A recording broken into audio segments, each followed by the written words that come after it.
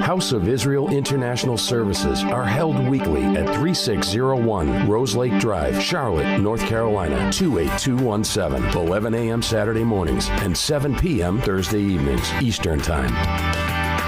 This live broadcast is made possible through financial contributions from brothers and sisters like you. Your financial support is greatly appreciated.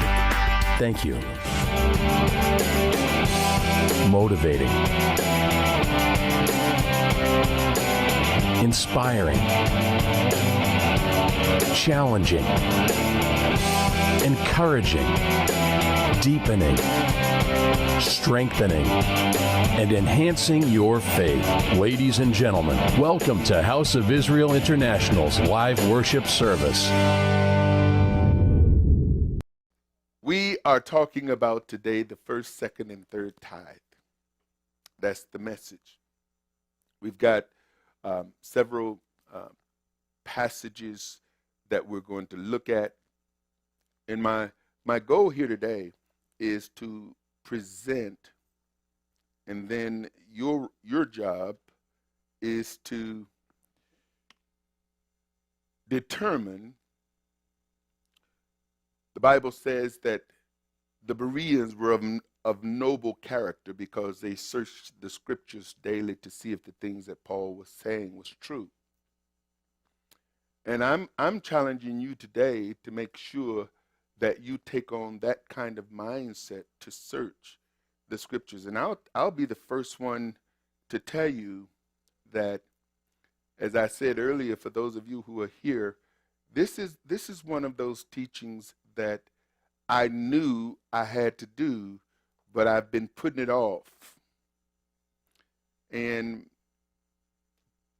one of the things that I've learned in my years of working in nonprofit ministry and being in denominational ministry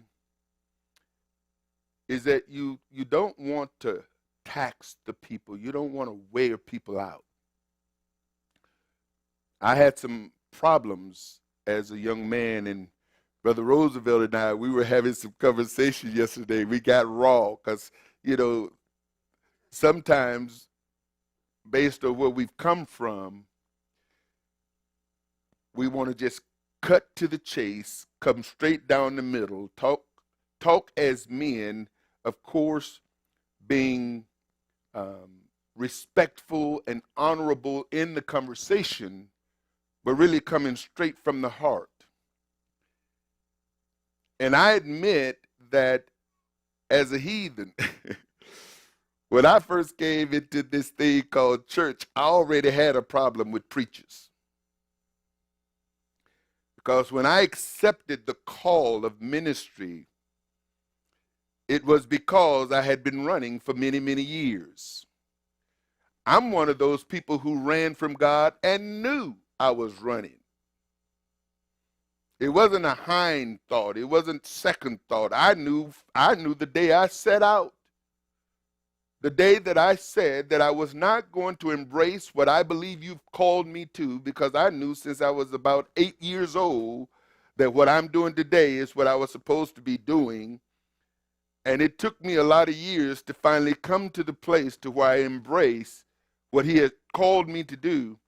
And there were reasons why I ran. One of the reasons why I ran is because I really didn't understand church or church people. They didn't make sense to me. It didn't make sense to me that people would go to church, hear a sermon, and go home and do the opposite. That stuff didn't make sense to me.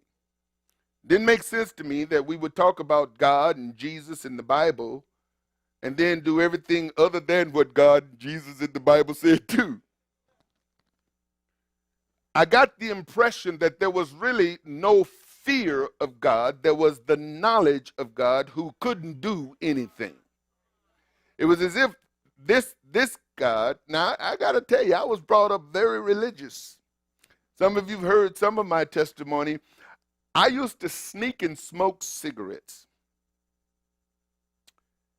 And when I'm away from home and nobody could see me, and I would smoke with my friends, and we'd be walking down the street. For some strange reason, and I remember when we passed by a church, I hid my cigarette.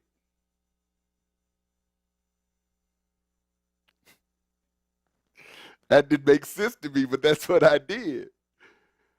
Because for some reason, to me, and even though the church was empty, I felt that that was God's house. And I didn't realize I was hiding from him like I could hide from him. And see, people have a tendency, if they're not in church, God don't see them. And so for me, church was a place where you went to see him, and when you left him there. That was his house. He went in my house,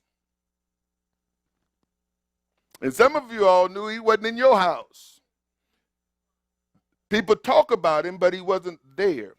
And when Father called me, I made a conscious decision that I will not be a preacher.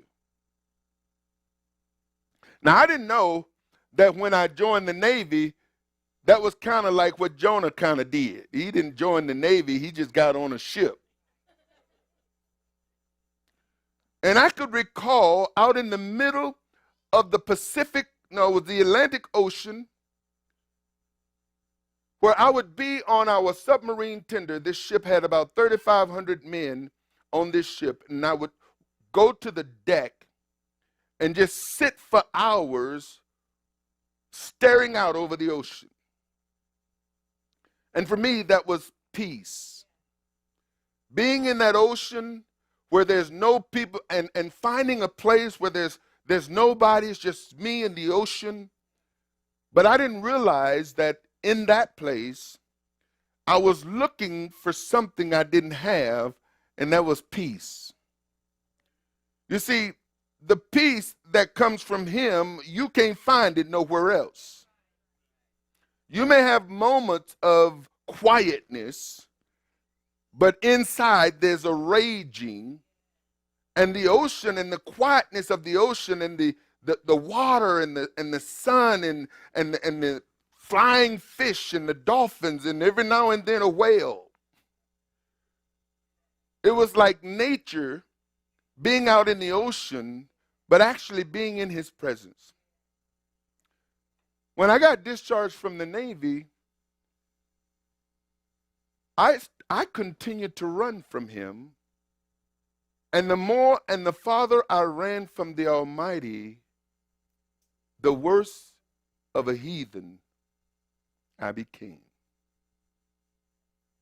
Until one day, it was like, there's no place else to run. And it was then that I embraced the fact that he had called me. But even after I came in, I also realized, like some of us, even though I came in, I wasn't completely surrendered.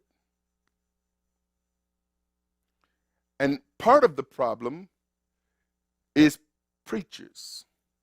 So I had a real problem with preachers.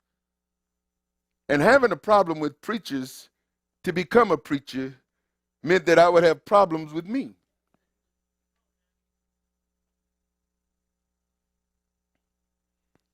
In that process, brothers and sisters, what I've come to realize is that when it came down to money and preachers, the impression was all preachers was in it for was the money.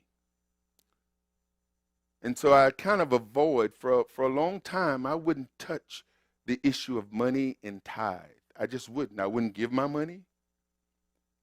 And I remember being one of those Elliot Ness, Al Capone, gangster movie loving individuals that Father gave me an analogy of protection money. That the gangsters would harass the proprietors of businesses for protection when the issue was is that they weren't protecting them from someone else. They were protecting them from the one wanting the protection money. And Father spoke to me in a language that I understood. He spoke to me and he said, you see how the gangsters was harassing the proprietors for protection money? And in essence, what the people was paying protection from was the gangster. It's like for me, and this resonated with me, Jehovah said, I'm coming to you for some protection money. The protection money was that which was due him. And when that analogy hit me, I stopped the $1 tithe or the giving of offerings. And from that moment on, began to tithe. And what he showed me is that regardless, the preacher might be driving a Lexus, he might be driving a Mercedes-Benz or a Volvo or whatever the case may be, that ain't your business. See, the money is not the preacher's money. The money is my money. And if you want my protection, then you're going to have to give up what I've already ordained for you to give. Now, this is how he talked to me. He may talk to you a different way, but I got it. I've had an issue with tithing and then fundraising because it seemed like the last 25 years of my life I've spent fundraising. I've been in fundraising mode for a long time. I had a prophecy. I have several prophecies. And the prophecy was that you're going to raise millions and millions and millions of dollars for the kingdom.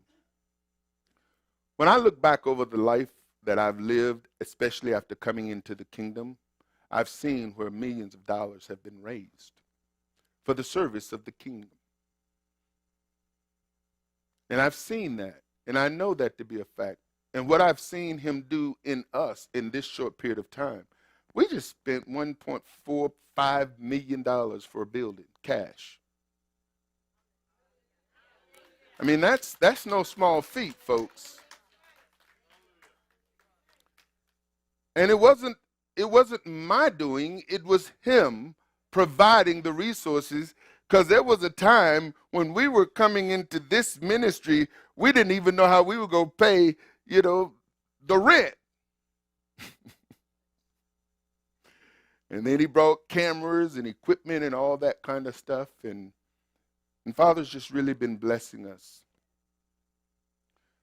About a year and a half ago, the issue of this third tithe. Now, I didn't know about the second tithe. And I'll just tell you that my understanding of tithing came from, Crown Ministries and places like that, to where you pay God and you pay yourself. I didn't know that that was the second tithe, but that's not how it was presented to me, is that you set aside God 10%, you set aside yourself 10%, and then you give to charity. That was the Christian's way of addressing this issue of the first, second, and third tithe. But it wasn't until about a year ago that it really began to resonate that there's something to it, and I need to search it out. And I kept saying, one of these days I'm going to teach on it. One of these days, one of these days, one of these days. And today is that day. So we're going to get into it. Here's what I realized during this searching period. And it became about 4 months ago, I began to think about, okay, what are we doing to help widows? And started looking. This is something that I've been doing privately, secretly. Because what my wife and I have done privately and secretly is we've handed out little somethings here's and there's and that kind of thing. And a lot of what we've done secretly. We've not made an issue out of it. And we still won't make an issue out of it because I believe what the word says, that that which you do in secret, he will reward you openly. So it's not about drawing attention to what we do. But I began to look at ways as how we as a congregation could be able to help the widows, the orphans, the poor. And looking at ministries, and at one point I was giving to certain types of ministries, and then I realized they weren't teaching Yeshua, they were teaching Judaism, and I stopped giving there and started looking for other avenues and would give offerings here and there and that kind of thing. And then purposely beginning to set aside resources for that purpose. The second thing was when we came up with this disaster relief, was really trying to help people who are struggling. And this all goes back to when I was searching out Paul, how Paul was going around collecting for the saints because of the famine that had hit Jerusalem. And so I'm looking for ways as to how we could be an authentic ministry and literally do what the Bible teach. And that means that somehow we got to figure out how to help people, not just help ourselves, but we also have to take the responsibility of what that means so that we can effectively help people, not just throw money at problems. Because that's what I came out of, throwing money at problems. And for years, we threw money at problems in our attempt to try to help a situation. But here's what I realize is that you can't help a person unless you give them his truth and they're willing to walk in his truth. Otherwise, you will be married to a problem in perpetuity. I realized when I was going through counseling in Bible college, that many people who came for counseling ended up in a lifelong relationship with their counselor. And I wasn't looking to become a counselor for life. If people aren't willing to apply what the Almighty gives them, they will always be in a situation to where they're going to need help. And oftentimes the best way to help people is to get down into their situation and see where the problem really is, and then address the foundation, the root of the problem, so that a person now can begin to apply the remedy to solve that problem, and then walk out that solving of the problem from this point on, and therefore they don't need me in their business no more. Well, how many of you know that Father, from the very beginning, is more concerned about his creation than any of us? He made provision for the animals. He made provision for the sparrows, for the crickets, even for the worms. The maggots got a job. Everything he created for a purpose, and the moment the purpose of the thing that was created gets distorted, things go into a problematic state, and it's going to be a problem until he intervene or somebody under his tutelage intervene and resolve that issue. See, part of the problem that we have today for many of us is that we grew up in families who weren't about Father's business. They may have been about denominational business. They may have been about religious business. They may have been about church business. But you can't be about Father's business ignoring his commandments. See, he's already set things in order. He's not going to go back and readjust the moon or readjust the way the sun functions or the planetary movement of all of his creation. That's already done. And he didn't make something clean to come along later and says, you know, I think I made a mistake. I should make that clean now so the people who want to disobey me can eat it. The swine will always be a swine. The catfish will always be a catfish. The crab will always be a crab, and they all have a purpose. You see, when you take all the crabs and the catfish and the shrimps and the mollusks and all of those things out of the water, the ecosystem of the water gets contaminated, and that which is clean becomes, what do you call it? It becomes contaminated. So now the fish got too much mercury or something else that it's not supposed to have, because the thing that is designed to keep the water clean for the fish that are clean to stay clean is being eaten. People are eating the unclean stuff that Father designed to keep things clean, and that which is supposed to be clean, kept clean by the unclean stuff, when you remove it, how is it going to stay clean? So now everything gets contaminated. Father made provisions for the fish. He made provisions for the creepy crawly things. He made provision for his people. He made provision for the poor. He made provision for the widow. He made provisions for the orphans.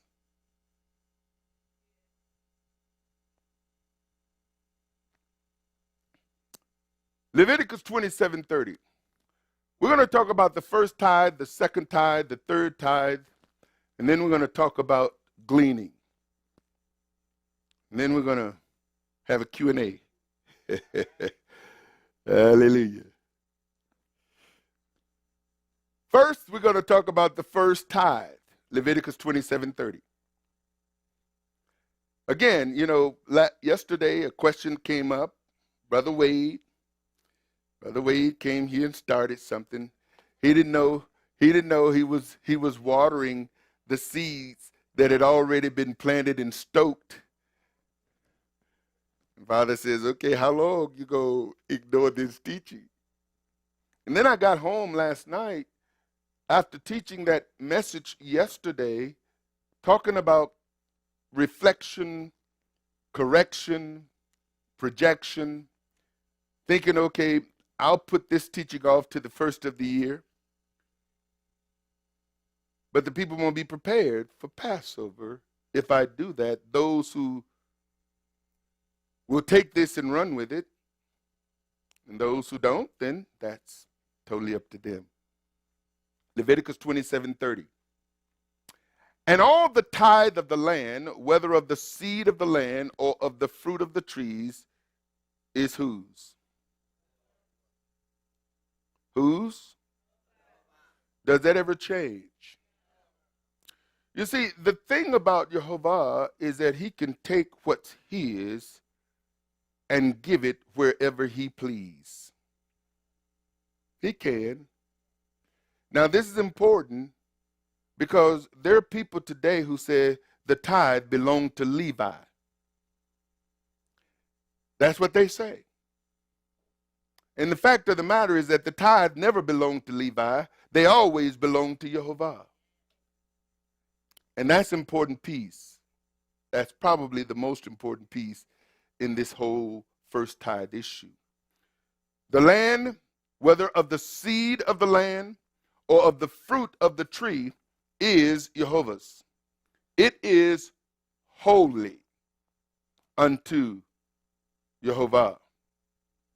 And if a man will at all redeem aught of his tithe, he shall add thereto the fifth part thereof. And concerning the tithe of the herd or of the flock, even of whatsoever passeth under the rod, the tenth shall be holy unto who? YeHoVaH. Now I'm going to tell you something about this fifth part. And I'm going to tell you a little bit about why I don't get involved in people's tithe. You see, your tithe is not between you and me. It's not. Whether you tithe or not is totally up to you. Nobody can make you do it.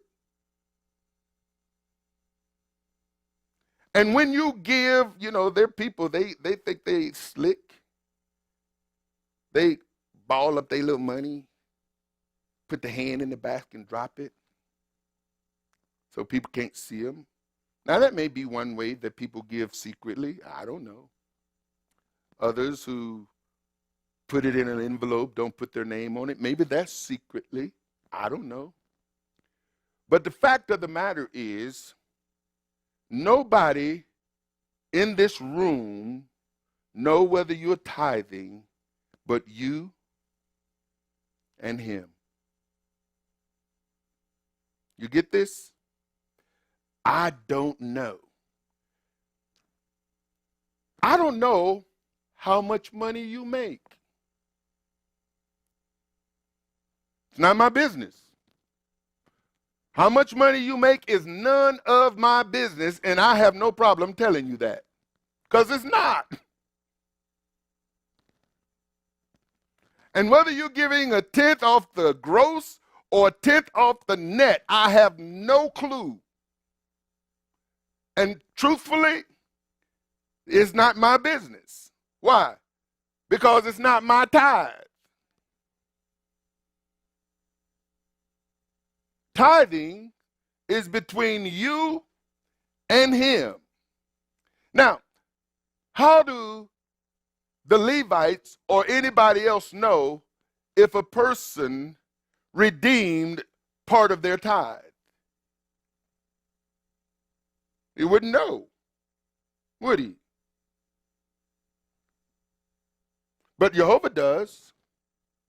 And whether a person add the fifth part thereof, who would know that? Nobody else. See, the point is that the tithe always will be between you and the Almighty. And whatever reason you have for doing it, or whatever reason you have for not doing it, that too is between you and him. Isn't that right? I try to stay out of it. I don't try to count other people's money, not trying to get into your pocket. What Father has for me, he knows how to get it to me. What he has for you, he knows how to get it to you because he's already made provisions. The only thing that hinder the provisions of the Father from getting to you is you.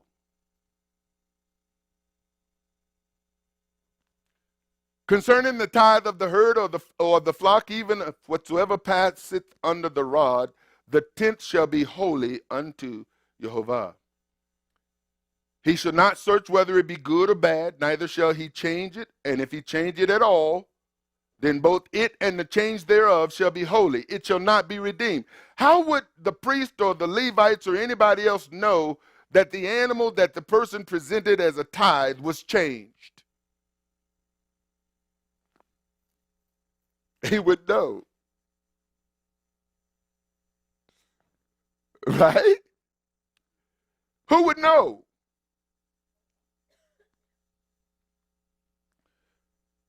These are the commandments which Jehovah commanded Moses for the children of Israel in Mount Sinai. So that's the first tithe. This tithe is holy, and who does it belong to? It belongs to Jehovah.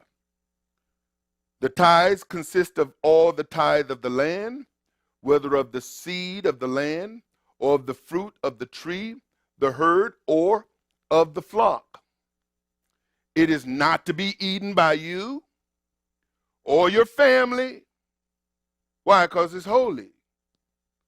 Not given to the stranger. You don't give it to the widow. You don't give it to the fatherless or anyone else. It is holy unto Jehovah. The second tithe. This is a tithe that is done every year. The first tithe, the Bible teaches all the tithe of the land. This is every year.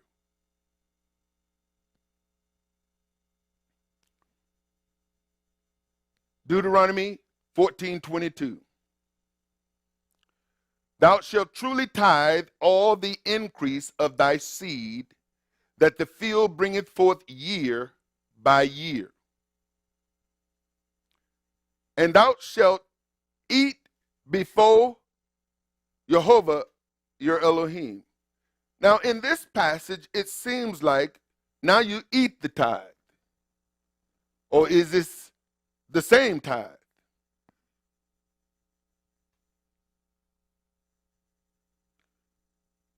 You are to eat it in the place which he shall choose to place his name.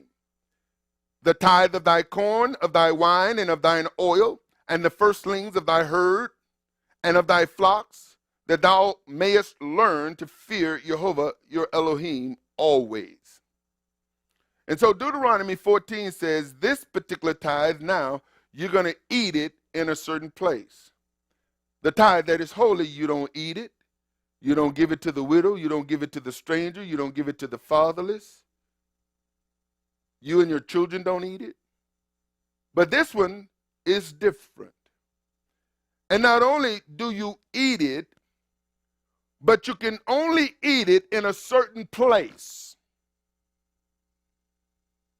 Now, this is the second tithe. And if the way be too long for you, so that thou art not able to carry it, or if the place be too far from thee, which Jehovah thy Elohim shall choose to set his name there, when Jehovah your Elohim has blessed thee, then shalt thou turn it into money, and bind up the money in thine hand, and shall go unto the place which Jehovah your Elohim shall choose. And thou shalt bestow that money for whatsoever thy soul lust after, for oxen, for sheep, for wine, for strong drink, or for whatsoever thy soul desireth. And thou shalt eat there before Jehovah your Elohim. Thou shalt rejoice, thou and thine household. So this particular tithe, which is a second tithe, is a tithe that is set aside for you. Now, this tithe is not holy. It doesn't say that this is a holy tithe, and it doesn't say this tithe belong unto Jehovah. Deuteronomy 14:27. And the Levite that is within thy gates, thou shalt not forsake him. Now, he's saying something here. The Almighty has taken the responsibility for the children of Israel, and he's taken the responsibility for the Levites. For he hath no part nor inheritance with thee. This no part or inheritance is that all of the tribes received an inheritance, which was land. So there was tribal land. The Levites didn't receive tribal land. They didn't receive land that they can call the land of the Levites.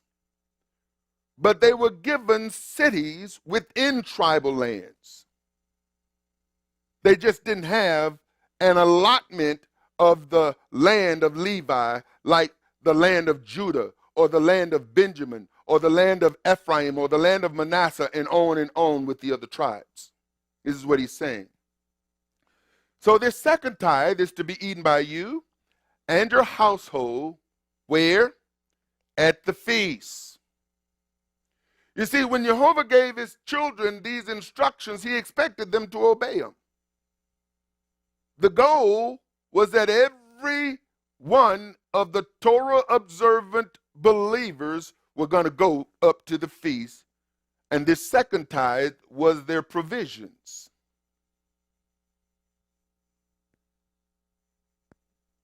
The third tithe. The third tithe is the third and sixth year tithe. Deuteronomy 14:28. At the end of 3 years, thou shalt bring forth all the tithe of thine increase the same year, and shalt lay it up within thy gates. And the Levite, because he hath no part nor inheritance with thee, and the stranger, and the fatherless, and the widow, which are within thy gates, shall come and shall eat and be satisfied. that Jehovah your Elohim may bless thee in all the work of thine hand which thou doest. Now, here, there is an instruction. Now, remember, the first tithe, we haven't been told yet what to do with that. But we have been told that that tithe is what? Holy. So because it's holy, it belongs to who? YeHoVaH.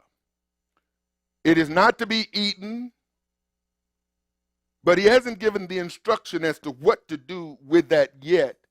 But he made it clear who it belonged to. The second tithe was to be used to go up to the place where his name was put. And if the place was too far, if there were animals or produce, fruit, whatever the case, they could now sell that. No redemption necessary. And when they get to the place where he puts his name, they can now exchange it and buy whatever they wanted, and they could eat it. This third tithe, this third year and the sixth year, or every 3 years, which really in a year or in a cycle, a 7-year cycle, because 7 was the cycle of years where the land would rest in the 7th year. So there would be the first 3 years, and then there would be the second 3 years. And this tithe, at the end of 3 years, thou shalt bring forth all the tithe of thine increase the same year, and shalt lay it up where? Within thy gates. So this tithe don't go up to Jerusalem, or it don't go up to the place where he's placed his name. This tithe is to be gathered and laid up within thy gates. And the Levites, because he has no part nor inheritance with thee, and the stranger, and the fatherless, and the widow, which are within thy gates, shall come and shall eat and be satisfied, that Jehovah your Elohim may bless thee in all the work of thine hand which thou doest. Now, the way this seemed to be presented is the first tithe is taken, and that is holy. It's separated from the rest. So when you take a tenth from 100, what does that leave? 90. The second tithe is a tenth from the 90. And that is set aside for you to go up to the place, and this is done 3 times a year.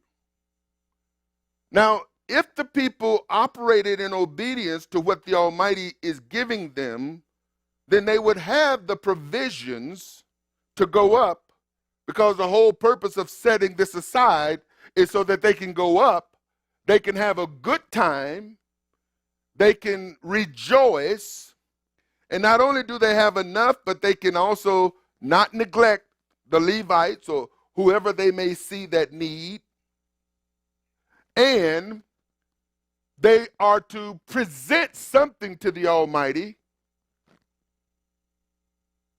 because he says, don't come empty. Now, to the poor, that's a whole different ball game. But we'll deal with that in a moment. The Levites were paid. You see, the Levites had a job, and they were paid for their work. Who did they work for? Who paid them? People didn't pay them. Jehovah paid them. They didn't work for the people. They worked for YeHoVaH. Because initially, the Almighty says, you're going to take the firstborn, and you're going to set that firstborn male aside, and that's going to be the one who's going to work in the tabernacle. Or they're the ones who will be redeemed. The firstborn are the ones who will be set aside. They are holy unto YeHoVaH. But then he instituted the Levitical system to where he says, no longer will I be requiring the firstborn. However, you still must redeem the firstborn. The firstborn male needs to be redeemed, but the Levites I've selected now, and they will do the work. Now, how do you know this? The Levites were paid by Jehovah for the work they did in the tabernacle and then later in the temple. Numbers 4 described the work of the Levites and the priests. So you can go to Numbers chapter 4 and you can read that. We're not getting into that today. Numbers 18:21. And behold, I have given. Who is the I here? YeHoVaH. I have given the children of Levi all the tenth in Israel for an inheritance. Why? For their service, which they serve, even the service of the tabernacle of the congregation. The word inheritance there is possession, property, a portion, a share. The word service there is labor, work. Labor of servant or slave, labor, service of captives, of subject, service of Elohim. And this is service, and this is servile work. You see, while the people could enjoy the feast and commanded not to do servile work, the work of the temple before and the tabernacle had to continue. This is why Yeshua could talk about the priest doing work, working on the Sabbath day, and not desecrating the Sabbath. Because if you have been instructed by the Almighty to work, then you got to do the work. And so the sacrifices were made, the morning and evening sacrifices, the Sabbath sacrifices, the special sacrifices, including if a person wanted to make a vow unto YeHoVaH, then they would bring that vow. If they wanted to dedicate something to YeHoVaH, then that would be brought and that would be used to dedicate. If they wanted to make some kind of a special offering, whether it be to the service of the tabernacle or to the service of the temple. Because when we go ahead, you're going to see that the table of showbread, somebody made it. The altar, somebody made it. The candelabra, somebody made it. The utensils, somebody made it. Which the scriptures show us that there were skilled craftsmen.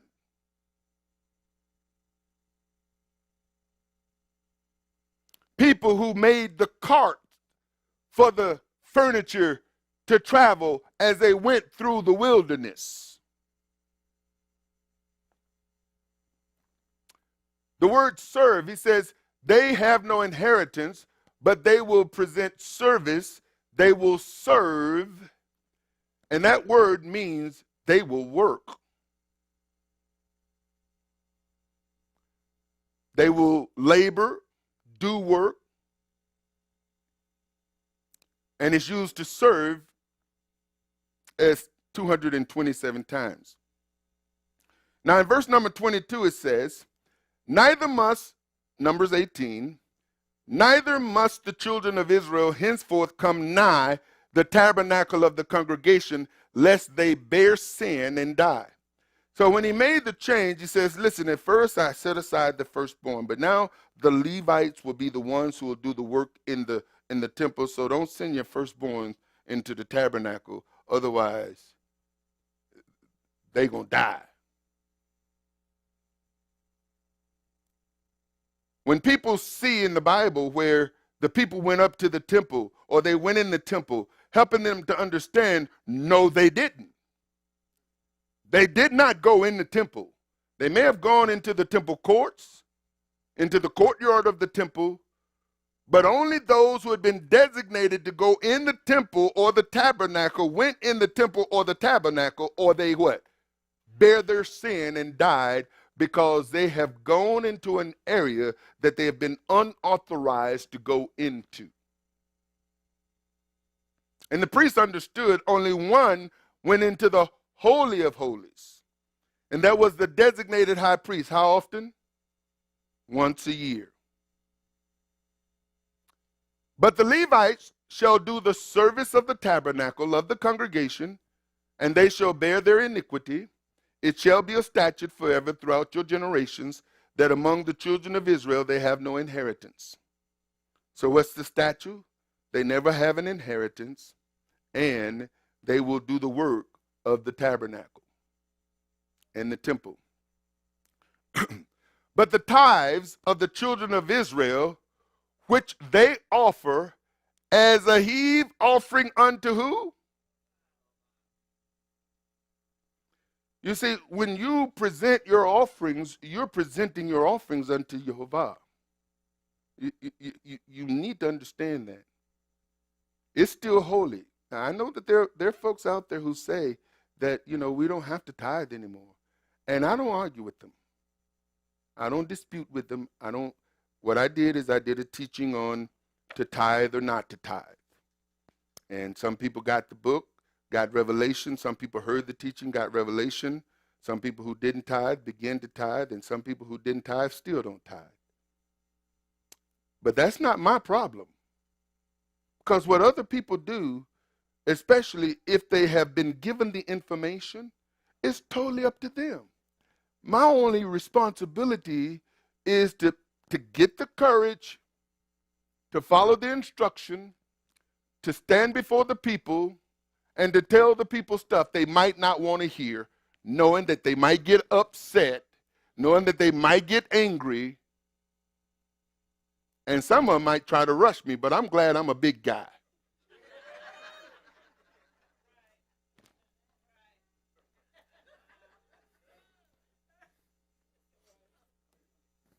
Hallelujah. Some of y'all heard, I had a gentleman, he came to service one day and he wanted the mic to testify. And I'm always happy for a good testimony. And he got the mic. And he said, one day I was coming to the church with my gun to kill that man. That's what he said. Didn't he? Were you there, honey? Yeah. See, she'll shake her head on that, because I can't get her to just shake her head unless, she's 100% in agreement. But this is what the guy testified. He came up because his wife had left their church and started going to our services. And they were Seventh-day Adventists, and we were Messianic Hebrew. And so the wife left the church, and it upset the husband. And she continued to come, and then she started encouraging her mom and her dad and her sister. Now he got to go to church by himself because it's a Sabbath day, right? They come into our services on the Sabbath, and he's going to the Seventh-day Adventist church on the Sabbath. So our ministry created a problem in his house. And he figured the only way to resolve the problem was to eliminate me. Now, I'm thankful for the Holy Spirit. You see. Because as he testified, he was on his way to the church. That's what he called it. With his gun to take me out. But the Holy Spirit stopped him. Now, again, that's his testimony. And it's like, okay, praise you, Father. Hallelujah. That's one of those testimonies I could rejoice in for real. But how many of you know the Bible says that the prophet's responsibility was to teach the people the difference between the holy and the profane? That was the priest and the prophet's job. And yet the people that Jehovah sent his prophets to proclaim his word, they killed. They killed the prophets. One of them, they say, between the altar and the holy place. I mean, they got so irate, these jokers went up into the holy place to get somebody, a priest.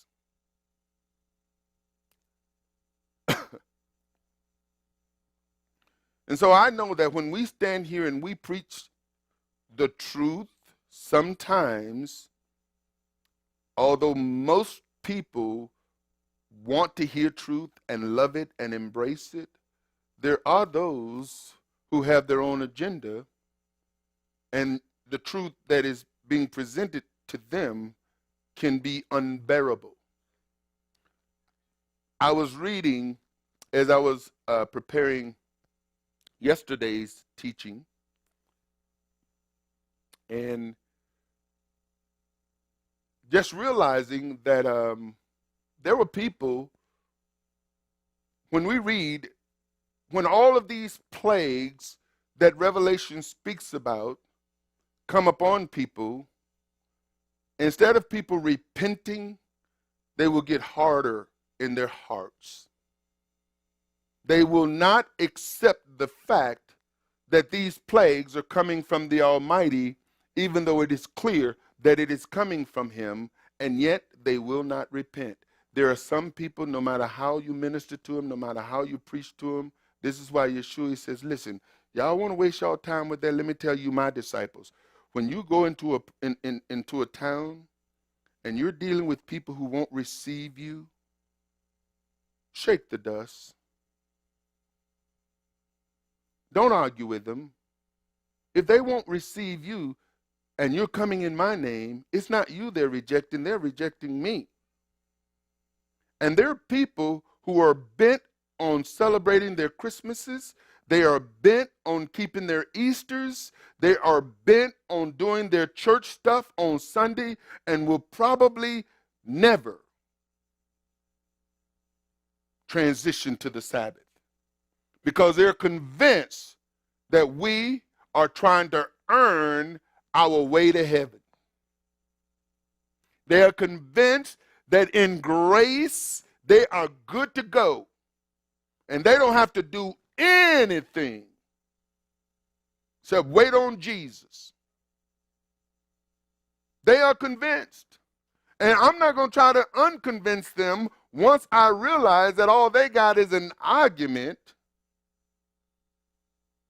And I'm talking to people and it's like, you know what? I like that emoji, you know, with the face, with the frown and the tears coming down. Because for some of the people that I used to know, and I see some of the stuff they post, all I could do, I can ignore it, but I just use that emoji. You know, I'm sad for you.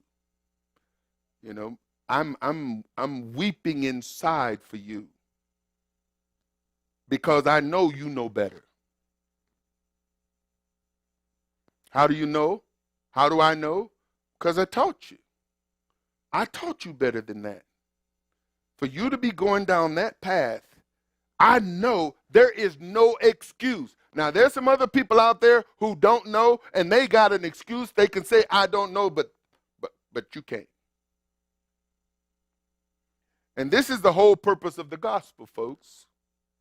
The gospel message that we're supposed to go forth and share with people is so that they will be without excuse. They can't stand before judgment and say, we don't know if we've been doing our job. And let me tell you something, when the prophets talk about it, and the Bible says that if you as a watchman see calamity come and you don't warn the people, their blood is on your hands. We see calamity coming. We know Messiah is coming. We know that he's waiting for the gospel to go to the ends of the earth before he comes. And who has he given that responsibility to? So if we're not doing our job, we got a problem. This is why I believe Peter says judgment will begin with us. Before the Almighty judge the world, he's going to start with us. He says, if the righteous scarcely be saved, where shall the sinner and the ungodly be? The sinner is in the same category as the ungodly.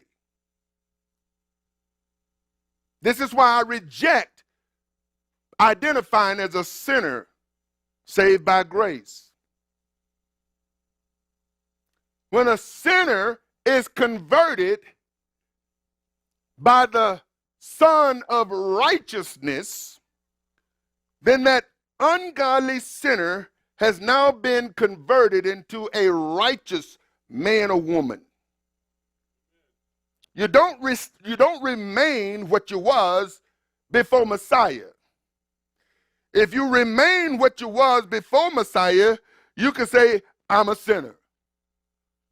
But you say you've been saved by grace, and you're still a sinner?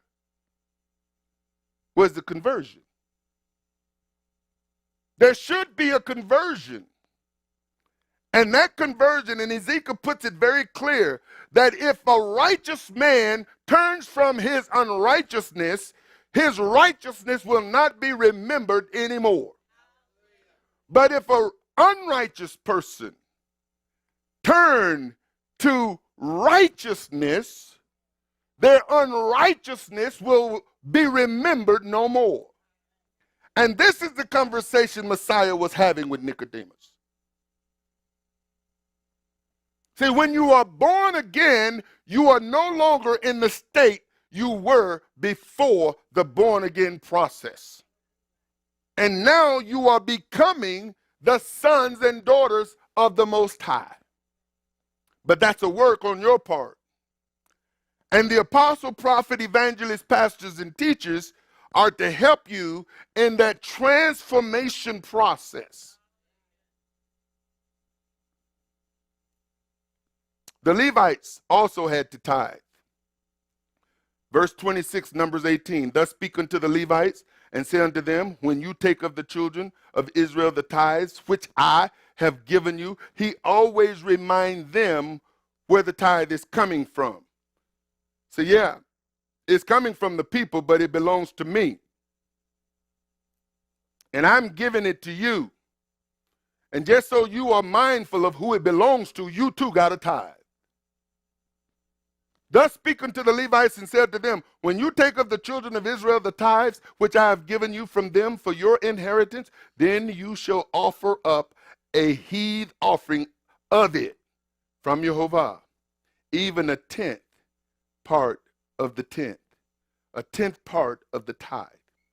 And this is your heave offering. And this your heave offering shall be reckoned unto you as though it were the corn of the threshing floor, and as the fullness of the winepress. Thus ye also shall offer an heave offering unto YeHoVaH of all your tithes which you receive of the children of Israel, and you shall give thereof the Lord's heave offering to Aaron the priest. So it says, I'm giving you, but you got to take it, a part of it, and give it as well. Out of all your gifts you shall offer every heave offering of YeHoVaH, of all the best thereof, even the hallowed part thereof, out of it. Therefore thou shalt say unto them, when you have heaved the best thereof from it, then it shall be counted unto the Levites as the increase of the threshing floor, and as the increase of the winepress. And you shall eat it in every place. You shall eat it in every place, you and your household. Now, Father went as far as instructing who in the household could actually eat it based on their state and condition. And you shall bear no sin by reason of it when you have heaved from it the best of it, neither shall you pollute the holy things of the children of Israel, lest you die. This was the instruction to the priests or the Levites. The 7th year, the Shemitah, and that was another, we did a teaching on Shemitah, and I believe we've got something back there on Shemitah, which is the 7th year. In the 7th year, Shemitah, there were tithes. You say, well, wait a minute, don't the land rest? Well, yeah, there was no produce that was to be harvested, but the animals were still having babies. And the 10th part of the animal was still required. Why? Because it was a tithe. So the tithe of the flocks and the herds continued, but no produce for the land is to rest. The land was not to be planted. In verse 1, and Jehovah spoke unto Moses in Mount Sinai, saying, Speak unto the children of Israel, and say unto them, When you come into the land which I give you, then shall the land keep a Sabbath unto YeHoVaH. 6 years thou shalt sow thy field, and 6 years thou shalt prune thy vineyard, and gather in the fruit thereof. But in the 7th year shall be a Sabbath of rest unto the land, a Sabbath for YeHoVaH. Thou shalt neither sow thy field nor prune thy vineyard. That which groweth of its own accord of thy harvest thou shalt not reap. Now, understand that if something was planted in the ground and the harvest took place, because everything that the Almighty designed to bear seed and reproduce, then it would be automatic that if the land was left alone, that during that harvest time, the seed from some of that which had been planted would fall to the ground. And therefore, it would produce all by itself. And so he says, that which groweth of its own accord of thy harvest, thou shalt not reap. Neither gather the grapes. See, the grapes are going to continue to come. The trees and the fruit thereof, the oranges and the tangerines and the apples and the pears, they're going to continue to come. But he says, don't harvest it. Neither gather the grapes of thy vine undressed, for it is a year of rest unto the land. And the Sabbath of the land shall be meat for you, for thee, for thy servants, for thy maid, for thy hired servant, and for the stranger that sojourns with thee. For thy cattle, for the beasts that are in thy land, shall all the increase thereof be meat. At the end of every 7 years, thou shalt make a release. Now, we went through this last year, and I have purposed in my heart, because it's important for me, that we all know that when someone borrows money from us, that creates a place in our heart to where we want to exact that which we have given out. If somebody owes us something. And one of the things that can happen in the heart of people is that somebody owes them and then they don't pay. You ever had people owe you money, they promised to pay you and they didn't pay you? Did it upset you? Did it bother you? And then you see them out there spending money?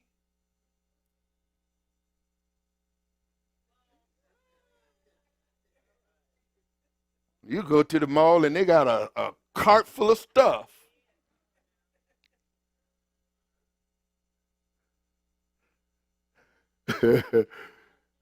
That's troubling, isn't it? And you got to watch it. And it's like you be wanting to go and take stuff out the cart, especially if it's paid for. Like, how you going to be out here spending all this money Have you forgotten that you owe me?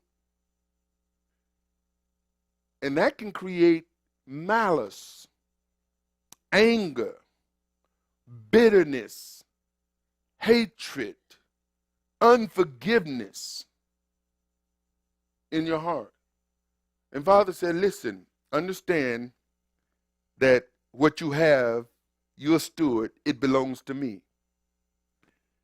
So here's what I want you to do so that you don't take personally like that's your money that you loan. Because it's not yours, it belonged to me. And if you inquired of me before you did it, I probably would have told you not to do it. But since you did it anyway, and you didn't ask me, because I know them. And you knew too. Right? Now you all bent up and bound. Because somebody is spending their money and haven't paid you what they said or promised they would pay. Father's saying, listen, you can deal with that for 6 years, and I'll allow it. But in the 7th year, let it go. That's the year of release. You let it go. He says, and this is the manner of the release. Every creditor that lendeth aught unto his neighbor shall release it. He shall not exact it of his neighbor or of his brother, because it is called the Lord's release, or the Lord's Jehovah's Shemitah.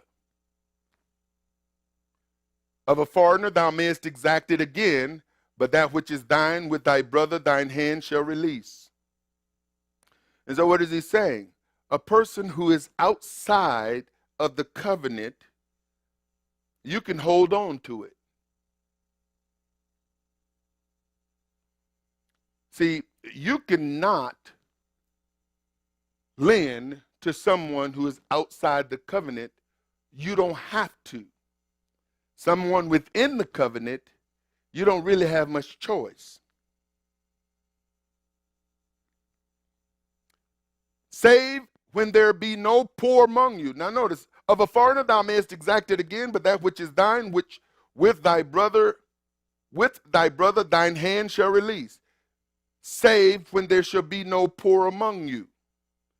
For the Lord shall greatly bless thee in the land which Jehovah thy Elohim giveth thee for an inheritance to possess it. Now, here's here's something that I kept seeing in different places in Scripture, and I had to kind of wrestle with it, and I still don't have I don't have a conclusion on the matter. And that is, in this place it says, listen, save when there be no poor among you. It's as if, okay, the people came into the land and they were allotted, but at that moment there was probably not a lot of there were poor folks. Some poor folks came out of Egypt. Why? Because they were slaves.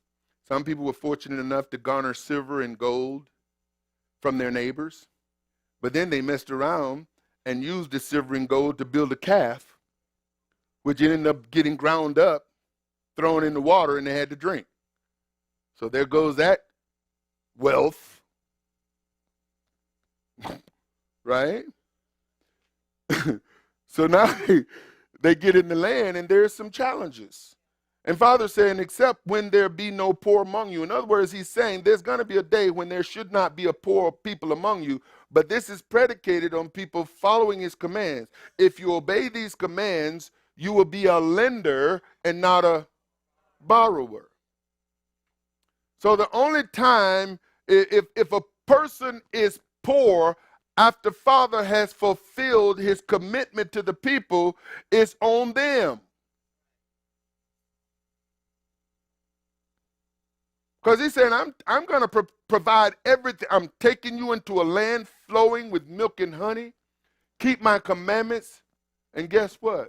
You will prosper beyond your imagination. And so he says, save when there shall be no poor among you. For Jehovah shall greatly bless thee in the land which Jehovah thy Elohim giveth thee for an inheritance to possess it. Only if thou carefully, notice this, only if thou carefully. What if you don't? Then there may be some poor folks in the land. Now, by the time Yeshua comes along, he said, listen, the poor folks you're going to always have. And what is he saying? He says, listen, look around you. These people have been given the commandments, but they're not keeping them. If they were keeping the commandments, they wouldn't be trying to kill me. And the fact that they're going through the motion, but they're not keeping the commandments, then the portion of Deuteronomy 28 that was not designed for those who keep the commandments, but only those who violate the commandments, they can rest assured that poverty is on its way to their house. That's a promise. If you diligently hearken to obey all these commands that I'm giving you, all these blessings will come upon you in abundance. If you don't diligently hearken to obey all these commands that I'm giving you today, all these curses will come upon you.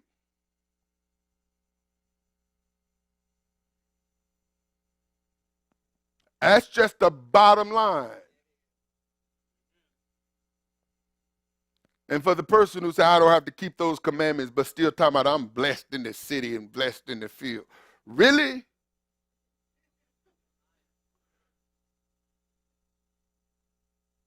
You've heard them. Oh, I'm highly favored. Really? Who you living with? Well, you know, right now I'm living in my mama's basement. And you blessed and highly favored. Stop lying. There's a lot of lying people. Now, you know, when I did the teaching on true biblical prosperity, we talked about how prosperity looks different for everybody. See, some people are happy simply having enough to live on. And they are as content as two fish in a bowl. I mean, they're just content. They just swim around and stare. They're good. Some people, because of their desires. Now, I know people who like horses. Now, first of all, if a person like a horse, already they can't live in the city limits. So based on their own like, it's going to affect where they look for property. They also know that for every horse, they need a certain amount of acreage. They know this. So depending on how many horses they want, they're going to look for property that's got acreage. Well, with that property that's got acreage come acreage tax. Property tax.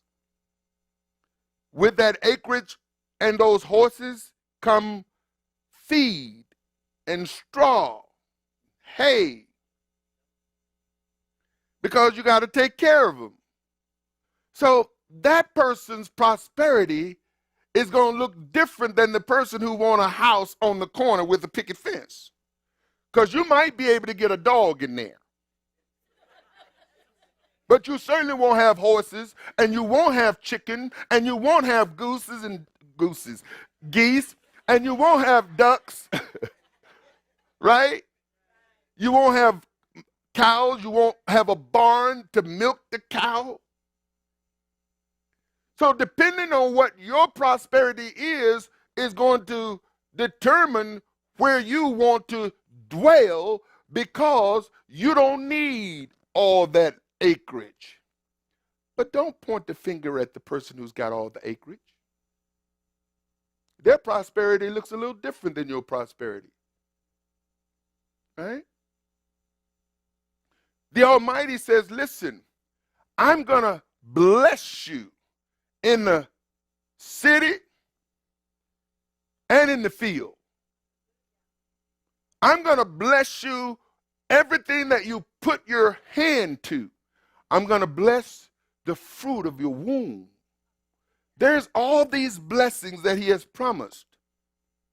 But yet, in my generation, by the time I came along, Torah, what? What's Torah?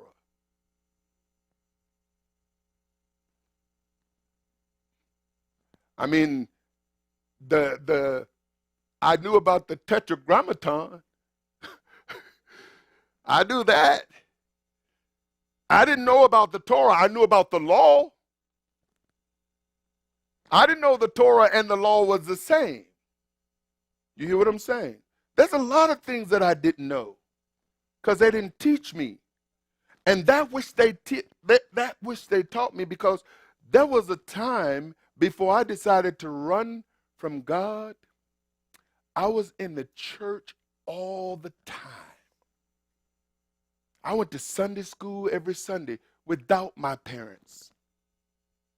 Church. Bible, what was it? Bible camp, BTU and VBS, Vacation Bible. I mean, I was all up in that. And it was in those places that I saw the hypocrisy and decided, you know what, I'm not gonna get into that. You see. But the Almighty has determined that he was going to bless his people, but they had to hearken unto the voice of Elohim, to observe to do all these commandments which he commanded them this day. Verse 31, Deuteronomy 31, or verse 10, Deuteronomy 31. And Moses commanded them, saying, and this is another portion that deals with the 7 years, because the release of debt was to take place at the Feast of Tabernacles. And Moses commanded them, saying, at the end of every 7 years, in the solemnity of the year of release, in the Feast of Tabernacles. So last year, Feast of Tabernacle, we went through that process, and it was the conclusion of the year that we let the land rest. So my house, our home, and whoever else who participated, because we did the teaching, we didn't plant a garden, we didn't grow anything, and the fruit that came from the trees, we brought here, and the people took them and enjoyed them. And that was just us trying to do what we read in Scripture. When all Israel is come to appear before Jehovah thy Elohim in the place which he shall choose, thou shalt read this law before all Israel in their hearing. So even in the 7th year, when the land was resting, the people were still required to come up at the feast. They're required to come up 3 times a year, every year. Gather the people together, men and women and children. And this goes to something David taught some time ago, when, it says that all the men supposed to go up. But here, gather all the people, men and women and children, even the stranger that is within thy gates, that they may hear and that they may learn and fear Jehovah your Elohim, and observe to do all the words of this law. Because, see, the stranger, the sojourner, is a person here who has decided to dwell with the people. Now, it was these people that folks decided they would come up with some kind of means where they could have fellowship. And I wonder if that whole Noahide law was something that was developed for a person who didn't make a conversion, but who would dwell in the land with the people. They didn't have an inheritance. There was also the aliens. And then, of course, there was the widow, the fatherless. And this is where gleaning comes in, because the Almighty had within his provision that everybody in the land would be cared for. And so, additional provisions for the poor, the stranger, the alien, the widow, and the fatherless was made. Leviticus 19:9, and when you reap the harvest of your land, thou shalt not wholly reap the corners of thy field, neither shalt thou gather the gleanings of thy harvest. And thou shalt not glean thy vineyard. Neither shalt thou gather every grape of thy vineyard. Thou shalt leave them for the poor and stranger. This was a commandment of the Almighty. And so when the owner of the land brought in the workers, he had to give them instructions. He had to give them instructions to leave certain portions of the field for the poor, the fatherless, the stranger, the widow. This is what he says. You shall not wholly reap the corners of your field. You're going to leave some. Neither shall you gather the gleanings of your harvest. In other words, don't go over it a second time. Thou shalt not glean thy vineyard. Neither shalt thou gather every grape. You leave some grapes on the vine. Now, I'm going to tell you, this is unheard of in our culture.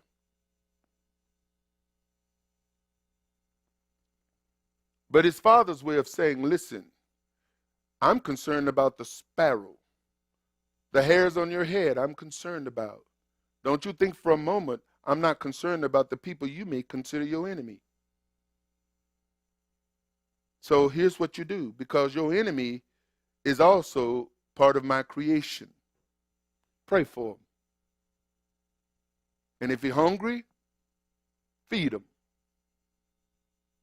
If he's thirsty, give him something to drink. You see, the way Father has designed his people is that we are not to take on the customs of the world, nor become like the world. We're in it, but we're not to become like it. And the only thing that separates Jehovah's people from the world is his commandments.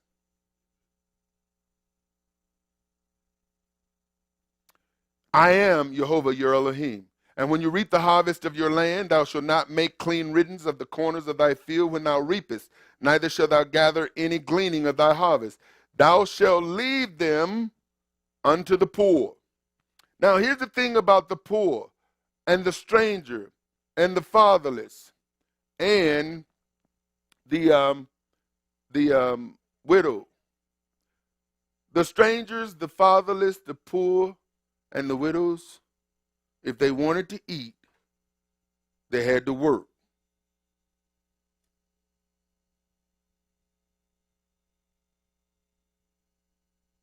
He says, don't glean, thou shalt leave them. So, if they wanted some grapes, they had to go out there and pick them.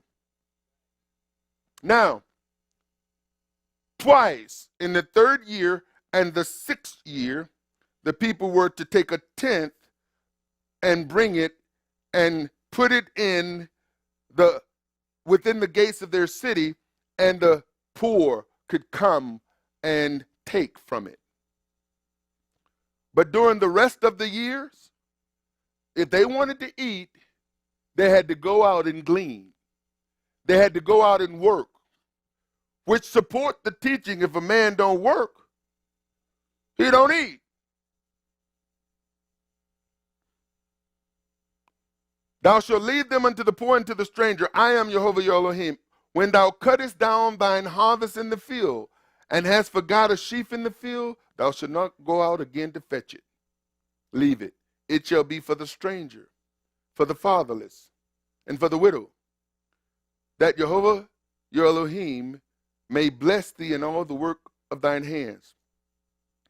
Here's what you didn't see in the land. You didn't see no trespassing signs.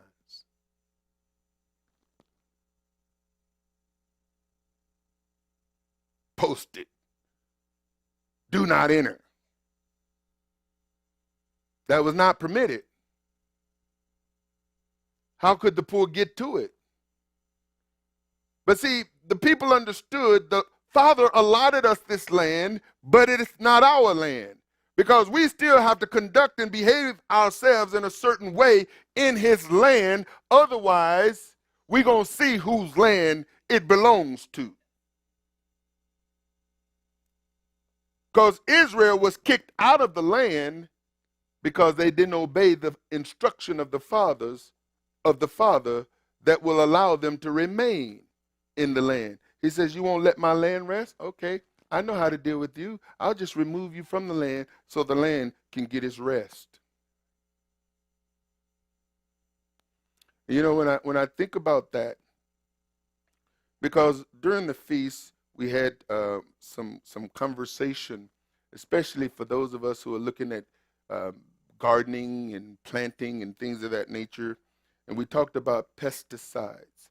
We talked about the kinds of things that people spray.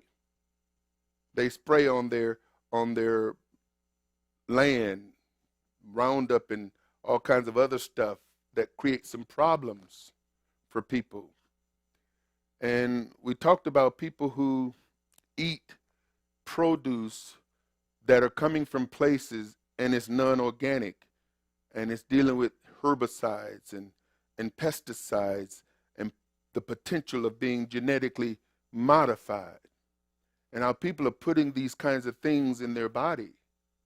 And they don't understand how something that has been re-engineered or something that has been defected to keep it from getting infected, that we're putting the defect and the infect in our temple.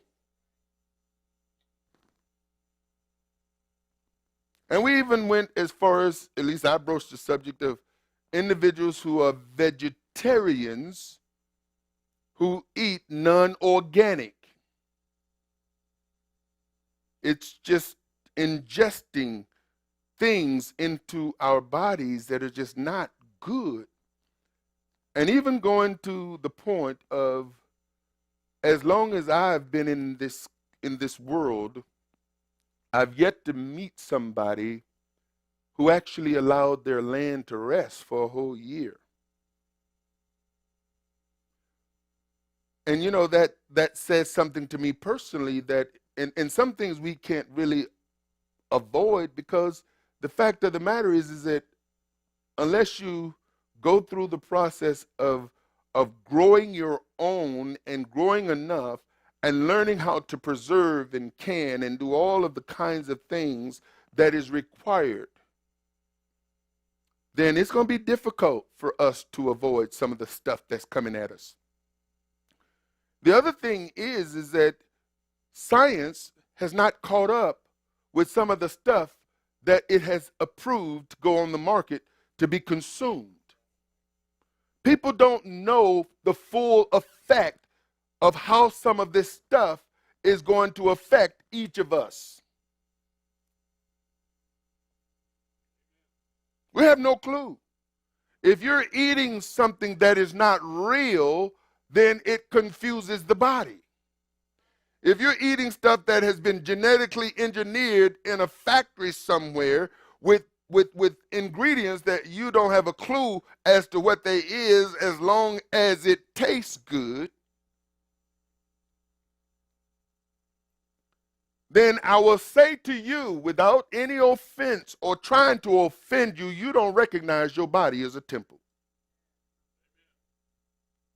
See, when you see your body as holy, as the Almighty see your body as holy, when you see your body as a temple, as Jehovah sees your body as a temple, when you see the fact that he wants to dwell in you, then you would take the responsibility to make sure that you present something clean for him to dwell in.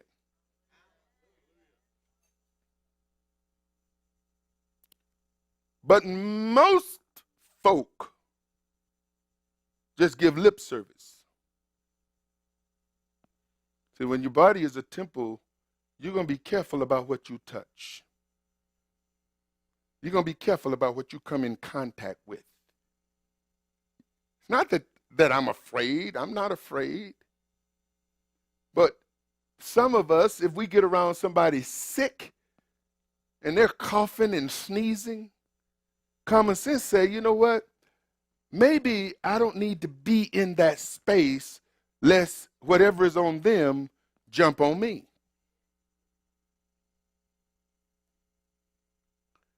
And then, you look at people. Now, I'm yet, and they probably got some organic tobacco out there.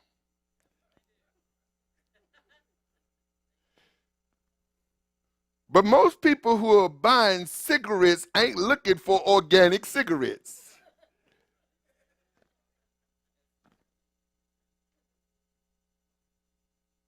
Which they shouldn't be putting in their body anyway. Only chimney's supposed to smoke. But Father has made it to where when you cut down the field and harvest it, he says, I want you, whatever you do, I want you to be mindful. I know I gave you the field. I know I gave you the seed. I know you call that your land. But you need to understand it belongs to me. So here's the instruction. When you go out there to plant, I want you to think about the fatherless, the widow, the stranger. When you go out there to till and to care for it, I want you to think about the harvest that you're going to bring forth. And then when you go out there to glean or to harvest, I don't want you to be so money-minded to where you forget about the vulnerable that I've instructed you to take care of by simply leaving food for them to come and eat. And if you see them out there in your field, don't chase them off. Today, now I remember I was talking about my wife when I was a child. We used to steal fruit. Now I'm the only one in this room who probably went on somebody's peach tree and took peaches, or went on somebody's apple tree and took apples, or not alone. Thank you for being honest. I ate up a lot of people's apples and oranges, well, apples and peaches and pears. And I remember Mama Sis, she said, boy, get out of my tree. And we try to hide from Mama Sis, wait till she go, and then we go back into her yard. Her son, Bruce, would say, yeah, she gone. We go back there and eat peaches. We have a peach fest.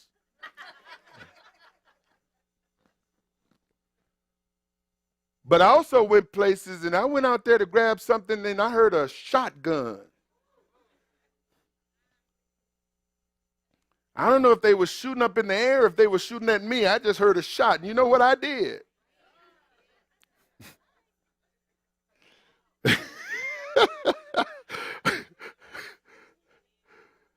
But that's the mindset of the world that we live in now, because they've been disconnected from the Torah. See, when people are connected to the Torah, they understand that this is not their land, that they're simply a landlord. But he is the Lord of the land. Because he said, what? The earth is mine, the fullness thereof, they and all that dwell. The beauty of Jehovah is he's not selfish. He shares. And he shares with people who don't even like him. He said, listen, when I send rain, I send it on the just and on the unjust. When the sun shines, it shines on the just and the unjust. I make it poor and I make it rich. I created good and I created evil. And everything has its purpose. And if you don't want to walk in the good that I've created for you, then I'll send you a little evil and hopefully you'll appreciate the good. Because sometimes he sends stuff our way to help make us appreciative. Something about a famine. It's something about a drought that make you see water different. When thou beatest thine olive tree, thou shalt not go over the boughs again. It shall be for the stranger, for the fatherless, and for the widow. When thou gatherest the grapes of thy vineyard, thou shalt not glean it afterwards. It shall be for the stranger, for the fatherless, and for the widow.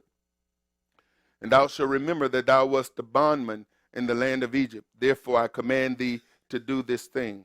See, before the children of Israel went into Egypt, Father already had a plan before they were even born. He spoke to Abraham hundreds of years earlier and told him what was going to happen. Now, the whole purpose of Egypt was to help them to remember where they came from. Because by the time he brought the children out of Egypt, that's all they knew. They knew nothing beyond bondage. They were in bondage for so long. They had a slave mindset. They never had freedom. And Father wanted them to remember how they were treated so that they would never treat people the way they were treated. When we forget where we come from, we lose our connection. When you think you deserve, we know what we really deserve. And we need to be mindful of that. And so he says, remember you were a bondman in the land of Egypt. Therefore I command thee to do this thing. I want you to show compassion even though people didn't show compassion to you. I want you to be a generous people even though people may have been stingy toward you. Don't allow how people treated you to shape you and to form you. Don't conform to the image of those who does not treat you well. Don't conform to that. Don't become like that. There's no justification in it. Always remember whose you are and whose image you should always be reflecting. Because if you keep your eyes on me, then you're going to what? You're going to project what I'm putting in you. And you're not going to allow what other people do to change who you are, because your change should come from me and me alone. Do unto others as you will have them do, not the way they do. Don't take revenge. It's mine. I'll deal with that. You reflect my glory. You reflect my love. And then when those who do things to you that is not good, I want you to show them kindness. I want you to be nice to them. Folks who are not nice to you, be nice to them. Because in that manner, you're heaping coals, hot coals on their head. People know when they're not having your best interest in mind. And without realizing, it's easy to conform into that. But I'm going to tell you something. It takes work. It takes work to become a child of YeHoVaH. It's a becoming process. And he's constantly trying to get us out of us. This is why from time to time I reflect on where he has brought me from, because I know where he brought me from. And I want to always remember where I came from so I never go back there. And the more I focus on him, I'm going to tell you something, the more this death process operates. The moment I want to get a big head, feel good about what I've accomplished, it's the moment I need to humble. And that's where we need to be, folks. Everybody in the land were not farmers and or herdsmen. Craftsmen who labored but were not herdsmen or farmers. And I'm bringing this to a close. There were occupations that individuals had that didn't produce a crop, nor did it bring forth animals. So the question is, how would they tithe? If you weren't a farmer or a herdsman, were you not required to tithe? And this is one of those challenges that, folks who want to say, well, the tithe is always the produce of the land. The tithe it comes from the flock, the herd, or it comes from the land. Well, what if you weren't a farmer? See, that's code for we don't have to tithe. The other is, well, there's no temple. There's no Levites. That's code for we don't have to tithe. Well, what about when there was a temple and there was Levites, but these people weren't farmers and herdsmen? what does that mean? Well, that means they didn't have to tithe. And where do you find that at? Well, where do you find they had to tithe? And see, that's one of those questions that I don't have an answer for. All I see is example. And the first example I see is Abraham. And again, I don't know where Abraham got the instructions to give a tenth of everything. I don't know. I suspect that Jacob got the instruction from Isaac, who got the instruction from Abraham, who promised YeHoVaH, Jacob, that he would give a tenth of all his possessions if YeHoVaH would take him into the land and bring him back. So I don't see those instructions, which is why I can't make a hard argument on certain things. I do see where produce and animals were supposed to be tithed. I don't see where silver and gold. But here's what I do see, that there were craftsmen in the land who didn't farm and who didn't raise herds or flocks. And I have to ask myself, how did they tithe? Were they required to tithe? And again, I don't have that answer from a scriptorial point of view, but I suspect that the people who received the instructions, and especially who understood the blessings and the cursings that is associated with those instructions, looked for some kind of way to give something. And I see this in the Kings, I see this in the Chronicles, where there were people who gave of their service. They didn't want to be left out. And that's the beauty when we understand the Almighty and his desire to bless his people. How many of you all want to be left out of the blessing? I know I don't. So if I wasn't a farmer and I wasn't a herdsman and I'm reading about the tithe or I'm hearing about the tithe, one of those questions that I would probably be asking Moses is, well, what about us? What do we do? Now, unfortunately, I don't see that question or Moses' response, but I know if I was in that situation, it's like, well, what do I give? Do I take my craft, change it into some money, and go and buy some produce so I can give a tithe from that? I don't know, folks. I don't know.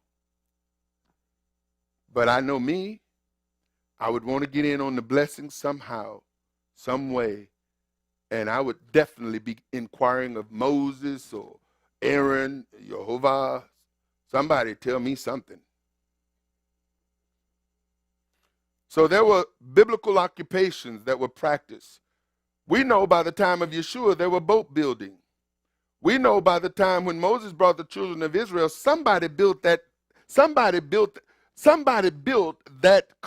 candelabra.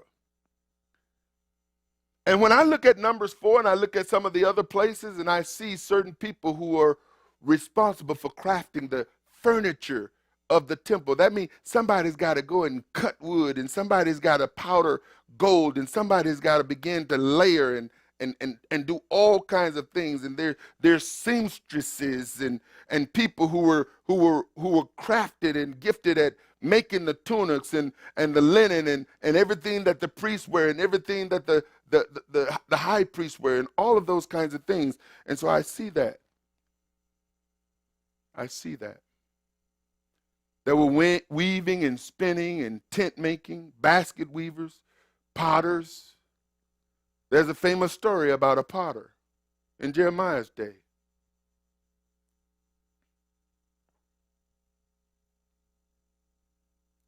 And so, like any person who desired to please Jehovah, I would be inquiring of him how I could find a way to please him so that I can experience the fullness of the blessings that he desired for his people to have. The furniture in the temple. And then, there were people who dedicated, they had to build a cart to carry it, because after they built it, they had to move it from place to place. And then there were mandatory offerings, first fruits. And of course, if you wanted to find out about the redemption of the firstborn, you can read Numbers chapter 18. And then there were vows. This was not in accordance to the first, second, or third tithe or first fruits. There were free will offerings. And these are things that people, based on the instructions that the Almighty gave to Moses, to where people could find a way, and maybe this is one of the ways that people would come and they would give these free will offerings, and they would make these vows unto the Almighty and dedicate family members, or dedicate themselves, or dedicate a piece of their land, or whatever. There were opportunities for people to give unto the Almighty. But let me tell you something. A stingy person is not looking for an opportunity to give nothing, because all they're going to do is take. And Jehovah is very clear that he's a giver. With that, I'm going to close. Father in heaven, I thank you for the opportunity to share this teaching. I pray that you be glorified in it. In Yeshua's name.